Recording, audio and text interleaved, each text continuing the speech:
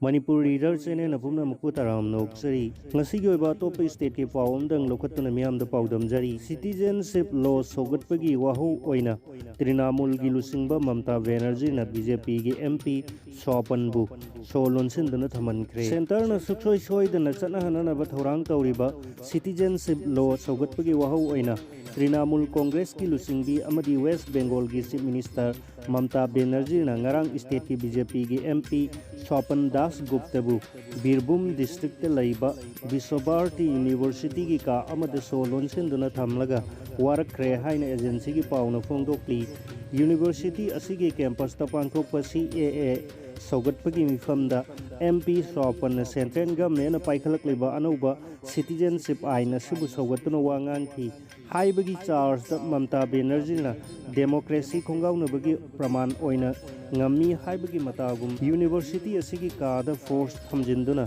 MP asibu matam sangna detain tawkhibani haina agency ki paw adu da palli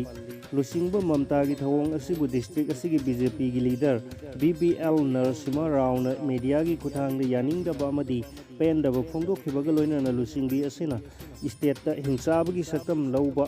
sasan chalaire haina akanba maral sikre asumna Mamta na military rule ga pangkhak oiba sasan ama chalairi ba asigi mayok ta athubu matamda laman khumbagi thabak paikhalak loi hainingai leite haina su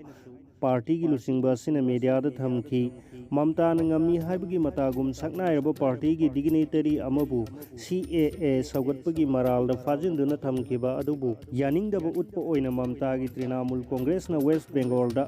Lord Rambu saugatuna slogan lauba amadi turel da Goddess Durga gi muti thadabagi procession sing chatpa thinglagani nationalism gi oiba issue amabu saugatuna wangang ba haibase laibak asida chanaduna lakpanina maning tamna wangang bada thingba pibagi thawong ase laibak asigi miyamna su soidana yarakloi haina Narasimha Rao na phongdokhi Santi oina pangthokpa meeting adubu force thajinna thugairaga hingsa gi drama onthokibata natana achauba mo phawba thogankhiba amadi MP amabusu University gi kada solonsinduna thamjinba haibasi miyoibagi lichat nate haibagi warning amasu dignitary asina tawki haina agency gi pawaduna makha tari